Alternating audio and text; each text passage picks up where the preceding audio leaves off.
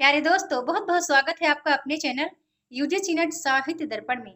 तो फ्रेंड्स, जैसा कि आप जानते हैं कि हम एनटीए नेट की तैयारी हिंदी विषय से इस चैनल के माध्यम से कर रहे हैं। तो यदि आप चैनल पे न्यू हैं, मेरी वीडियोस को आप पहली बार वॉच कर रहे हैं, तो प्लीज सब्सक्राइब कर लीजिएगा, साथ ही साथ बेल आइकन को प्रेस कर लीजिए ताकि सभी न्यू आने वाली वीडियो का नोटिफिकेशन आपको सबसे पहले प्राप्त हो।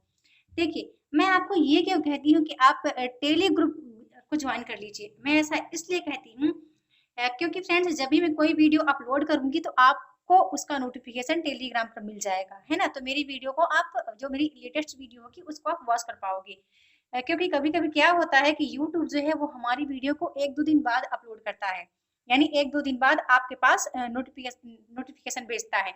तो इसलिए मैं कहती हूँ कि जो आप भी टेलीग्राम ग्रुप को आपने ज्वाइन नहीं किया है, जो लोग हैं जो मुझसे नए जुड़ रहे हैं, तो वो लोग ज्वाइन कर सकते हैं। ओके, आपको इसका जो लिंक है टेलीग्राम का, वो चैनल के कमेंट बॉक्स में मिल जाएगा।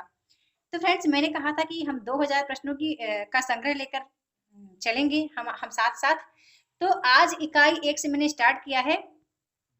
बहुत इंपॉर्टेंट क्वेश्चन है, जैसा क्वेश्चन एग्जाम में पूछा जाता है उसी टाइप का क्वेश्चन आज आपके सामने पेश मैं कर रही हूँ।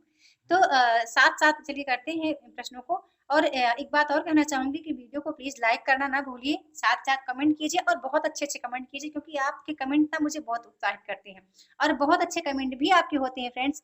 वहां पर आप इस तरह ही नॉलेज शेयर करते रहिए, जो मतलब जो चीजें आपको ज्यादा नॉलेज है आप वो हमें भी कमेंट के माध्यम से सेंड कीजिएगा। तो आज का हमारा पहला प्रश्न है, इनमें से कौन प्राचीनतम भाषा है। हमें बताना है कि कौन है जो प्राचीनतम भाषा है। तो इसका जो राइट आंसर बताना चाहूंगी, सी नंबर सही है। वैदिक संस्कृत जो है वो प्राचीनतम भाषा के अंतर्गत आती है। और प्राचीनतम भाषा ही हम कहेंगे, क्योंकि जो प्राचीन भाषा है वो प्राचीनतम भाषा ही है फ्रेंड्स, ठीक है। ओके, ये दोनों जो है प्राकृतिक और प्राकृत और अपभ्रंश, तो ये दोनों मध्यकालीन भारतीय आर्य भाषा के अंतर्गत आती हैं। ओके, संस्कृत की बात करें तो वैदिक संस्कृत और लौकिक संस्कृत दोनों ही है जो कि प्राचीनतम भाषा के अंतर्गत आती है, लेकिन पहले वैदिक आती है, इसलिए यहाँ पर हम सी को ही चूज करेंगे। हमारा अगला प्रश्न है, ऋग्वेद में किस भाषा का प्रयोग हुआ है। जिसका करेक्ट ऑप्शन बी सही है, वैदिक संस्कृत का। फिर हमारा नेक्स्ट क्वेश्चन है, इनमें से कौन सी भाषा मध्य भारतीय आर्य भाषा काल की नहीं है।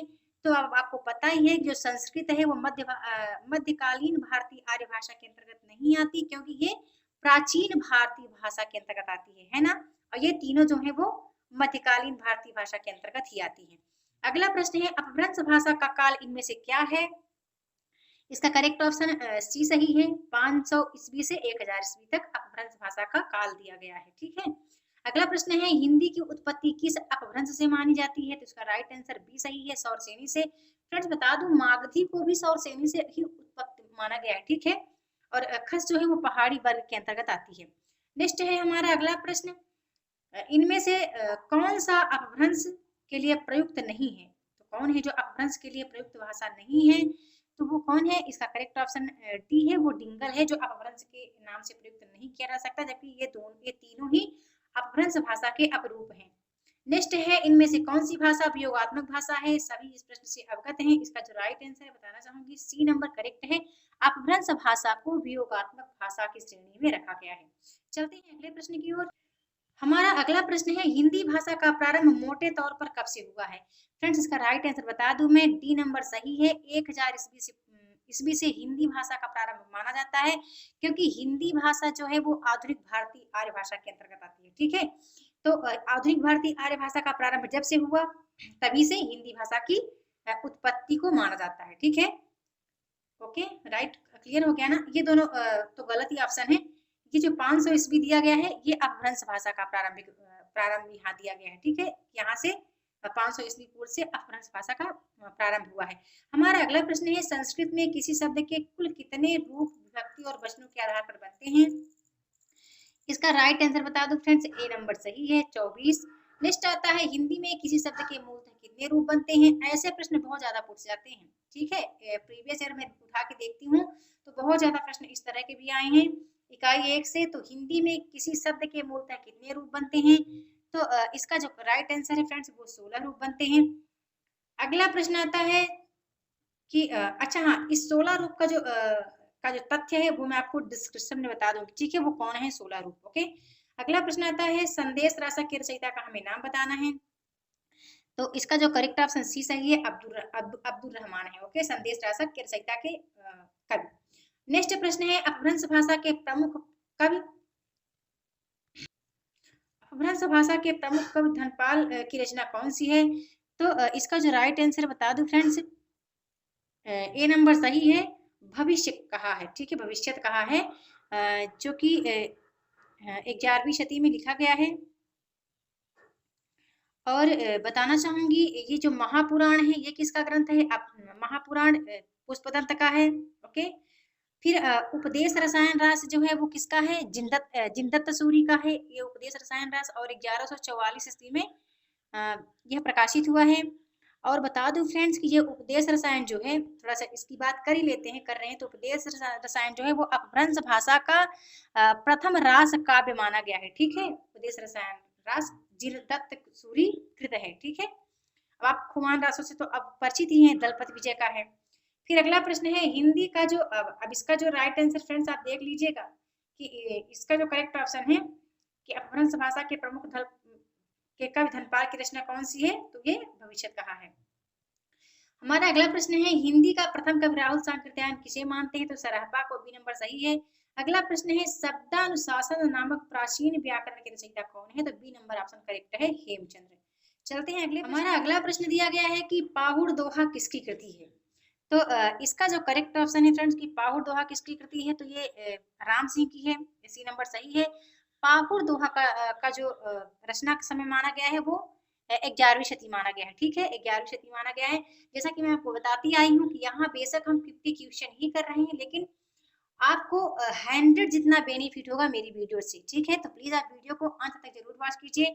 फिर चलिए बात करते हैं। हमने बात किया कि पाहुड़ दोहा 11वीं सदी का ग्रंथ है, राम सिंह कृत है। फिर धनपाल ने तो आपको पता ही है भविष्यत कहा लिखा है। फिर हेमचंद्र ने एक और ग्रंथ लिखा है प्राकृत व्याकरण। ठीक है, चलते हैं अगले प्रश्न की ओर। अगला प्रश्न है इनमें से किस कवि की गणना 84 सिद्धों में होती है? तो वो करेक्ट ऑप्शन है सरहपा। इनकी गणना जो है 84 सिद्धों में होती है। लेकिन जो धनपाल, जो इंदु और स्वयंभू है फ्रेंड्स, ये अपभ्रंश साहित्य के कवि माने गए हैं। ठीक है, ये किसके हैं? अपभ्रंश साहित्य के कवि हैं। ठीक है, आई होप यू अंडरस्टैंड। आगे चलते हैं, इनमें से कौन सिद्ध नहीं है? बताना है आपको कौन है जो सिद्धों की श्रेणी में नहीं आते, तो वो देवसेन है। ठीक है, ये तीनों सिद्धों की श्रेणी में आते हैं। अगला प्रश्न है कौन सी भाषा प्राचीनतम है? तो इसका जो करेक्ट ऑप्शन है ए सही है, संस्कृत जो है वो प्राचीनतम भाषा की श्रेणी में आती है। ठीक है, अब हिंदी किस में आती है? तो हिंदी आधुनिक भारतीय आर्य भाषा के अंतर्गत आती है। और पाल और अपभ्रंश किस में आती है? तो मध्यकालीन भारतीय आर्य भाषा के अंतर्गत आती है। ओके, चलते हैं अगले प्रश्न की ओर। अगला प्रश्न है हमारा इनमें से कौन पश्चिमी हिंदी की बोली नहीं है? तो इसका जो राइट आंसर है फ्रेंड्स पश्चिमी, सॉरी, प्रश्न है इनमें से कौन पश्चिमी हिंदी की बोली है? सॉरी फ्रेंड्स, यही करेक्ट है। पश्चिमी हिंदी की बोली कौन है? तो खड़ी बोली है जो पश्चिमी हिंदी के अंतर्गत आती है ना।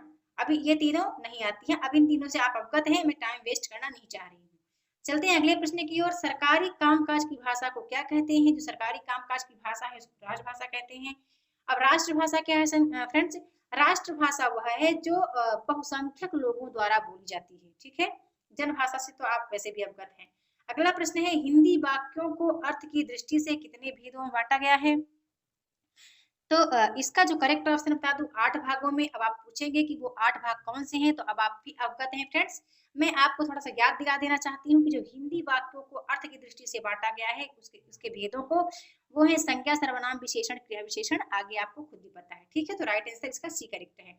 चलते हैं अगले प्रश्न की ओर। अगला प्रश्न है हमारा हिंदी भाषा में कितने वाच्य हैं? तो जो इसका राइट आंसर है कि हिंदी भाषा में कितने वाच्य हैं, तो उसका सी नंबर ऑप्शन करेक्ट है, 3 वाच्य हैं। अब आप मुझे कमेंट करके बताइएगा कि वो कौन है 3। अगला प्रश्न है हिंदी भाषा में रचना की दृष्टि से कितने प्रकार के वाक्य होते हैं? तो इसका जो राइट आंसर है फ्रेंड्स बता दूं मैं, ए नंबर ऑप्शन करेक्ट है, 3 प्रकार के होते हैं। वो 3 प्रकार में बताना चाहूंगी, रूढ़, यौगिक और योग रूढ़। ओके, नेक्स्ट है राम ने कहा मैं कल जाऊंगा। रचना की दृष्टि से इसमें बताना है कि किस प्रकार का वाक्य है। तो इसका मैं राइट आंसर बताना चाहूंगी मिश्रित वाक्य है। यदि आप कोई डाउट है तो आप भी अपना कमेंट सेक्शन में दे सकते हैं। अगला प्रश्न है पुस्तक राम द्वारा पढ़ी गई वाक्य में वाच्य हमें ढूंढना है, तो इसका राइट आंसर बी सही है, कर्मवाच्य है। अगला प्रश्न है वाक्य के कितने गुण होते हैं? इसका जो करेक्ट ऑप्शन है 3 गुण होते हैं, यानी ए नंबर हमारा ऑप्शन करेक्ट है। नेक्स्ट हमारा प्रश्न है हिंदी शब्द के कितने प्रकार होते हैं? इसका जो राइट आंसर है फ्रेंड्स ए सही है, 2 प्रकार होते हैं। अब ये भी इजी है, इसको आप प्लीज मुझे कमेंट में बताइएगा, ओके। अगला प्रश्न है हिंदी भाषा बोलने वालों की अनुमानित संख्या क्या है? तो बी नंबर करेक्ट है, 70 करोड़। नेक्स्ट प्रश्न है हिंदी के अंतर्गत कुल कितनी बोलियां आती हैं? हिंदी के अंतर्गत कुल कितनी बोलियां हैं? तो इसका राइट आंसर है सॉरी फ्रेंड्स, तो फ्रेंड्स इसका मैं राइट आंसर बताना चाहूंगी कि हिंदी के अंतर्गत कुल कितनी बोलियां हैं? तो 18 बोलियां हैं। उन 18 बोलियों से आप अवगत ही हैं, वो बघेली, छत्तीसगढ़ी, मेवाती, मालवी, मारवाड़ी, जयपुरी, मैथिली, मगही, भोजपुरी, नेपाली, गढ़वाली, कुमायूनी, ठीक है। इन सभी से फ्रेंड्स आप अवगत हैं। इसके आगे भी हैं, ब्रजभाषा से स्टार्ट होता है, ब्रजभाषा, खड़ी बोली, कन्नौजी, बुंदेली, हरियाणवी, ये सब हिंदी की बोलियों के अंतर्गत आते हैं। मैं बताना चाहूंगी इनका जो क्षेत्र है वो भी भौगोलिक विस्तार भी बांटा गया है। कुछ आती है पश्चिमी हिंदी के अंतर्गत, कुछ पूर्वी हिंदी के अंतर्गत, कुछ राजस्थानी उपभाषा के अंतर्गत, कुछ बिहारी उपभाषा के अंतर्गत, ठीक है ना। तो उम्मीद करती हूँ आप इससे अवगत होंगे। जो लोग टेलीग्राम ग्रुप पर मुझसे जुड़े हुए हैं उनके लिए मैं इसका एक से अलग से पीडीएफ सेंड कर दूंगी, ठीक है। चलते हैं अगले प्रश्न की ओर। सॉरी फ्रेंड्स, हमारा अगला प्रश्न दिया गया है कि इनमें से कौन पश्चिमी हिंदी की बोली नहीं है? तो इसका जो राइट आंसर है मगही जो है वो पश्चिमी हिंदी की बोली नहीं है। मगही कहाँ किसके अंतर्गत आती है? बिहारी वर्ग के अंतर्गत आती है, ठीक है। ये तीनों ही पश्चिमी हिंदी के अंतर्गत आती हैं। हमारा नेक्स्ट प्रश्न आता है इनमें से अवधि किसके अंतर्गत आती है? तो इसका जो राइट आंसर डी सही है, पूर्वी हिंदी के अंतर्गत आती है अवधि। फिर हमारा अगला प्रश्न दिया गया है कि इनमें से कौन सी बोली बिहारी की नहीं है? तो जो बिहारी के अंतर्गत नहीं आती वो कौन है? मारवाड़ी है, ठीक है। मारवाड़ी बिहारी वर्ग के अंतर्गत नहीं आती, जबकि राजस्थानी वर्ग के अंतर्गत आती है, ठीक है फ्रेंड्स। और ये तीनों जो है वो बिहारी वर्ग के अंतर्गत ही आती हैं। अगला प्रश्न है लखनऊ, बाराबांकी किस बोली के क्षेत्र में आते हैं? तो इसका जो राइट आंसर है बता दूं अवधि, सी नंबर सही है। नेक्स्ट प्रश्न है हमारा बघेली बोली का केंद्र कहाँ माना जा सकता है? तो इसका जो राइट आंसर बताना चाहूंगी बघेली बोली का केंद्र माना गया है रीवा को। और फ्रेंड्स मैं आपको बता दूं कि मैं इसी क्षेत्र से हूँ, मैं इसी रीवा क्षेत्र से हूँ जो बघेली बोली के अंतर्गत आता है, ओके। अगला प्रश्न है इनमें से ब्रजभाषा किस नगर की बोली नहीं है? तो जो ब्रजभाषा है वो इटावा की बोली नहीं है। अगला प्रश्न है इंदौर उज्जैन की बोली को क्या नाम दिया गया है? तो इसका जो करेक्ट ऑप्शन है वो ए नंबर सही है, ओ सॉरी बी सही है, मालवी कहा गया है इंदौर उज्जैन की बोली को। नेक्स्ट प्रश्न है नैनीताल के आसपास बोली जाने वाली बोली का हमें नाम बताना है। तो इसका जो राइट आंसर बताना चाहूंगी फ्रेंड्स, करेक्ट ऑप्शन सी सही है, कुमायूनी, ठीक है। कुमायूनी है जो कि नैनीताल के आसपास बोली जाती है। अब हम अगला प्रश्न देखते हैं फ्रेंड्स, इंपॉर्टेंट है, ओके। इंपॉर्टेंट क्वेश्चन है कि भाषा वैज्ञानिक दृष्टि से हिंदी के अंतर्गत कितनी उपभाषाएं एवं बोलियां मानी गई हैं?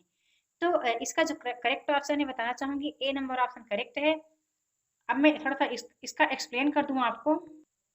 फ्रेंड्स सर जॉर्ज ग्रियर्सन ने भाषा वैज्ञानिक की दृष्टि से केवल पश्चिमी हिंदी और पूर्वी हिंदी को ही हिंदी के अंतर्गत लिया है, ठीक है।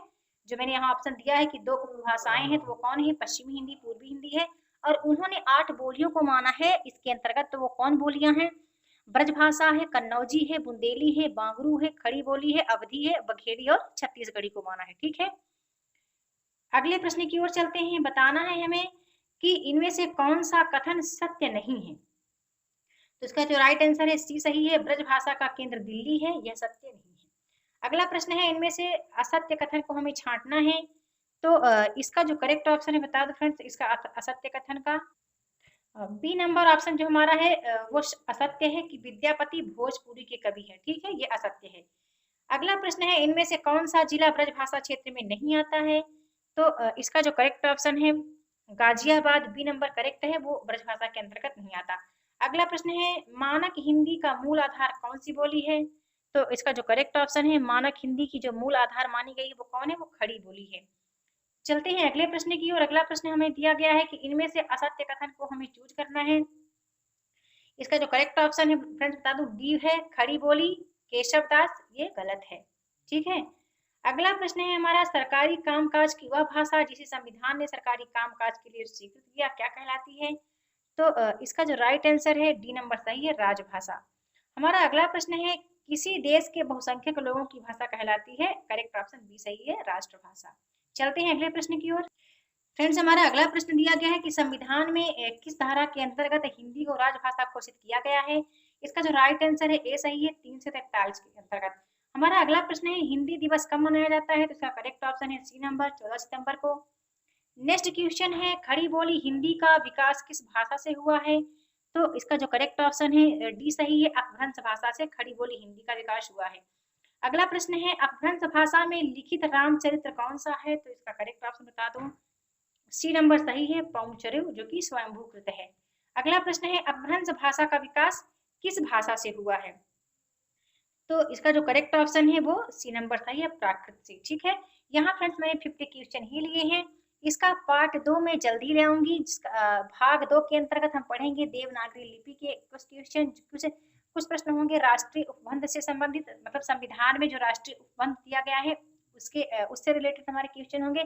तो आपको आज की वीडियो कैसी लगी प्लीज कमेंट करना ना भूलें, और वीडियो के साथ बने रहने के लिए बहुत बहुत शुक्रिया।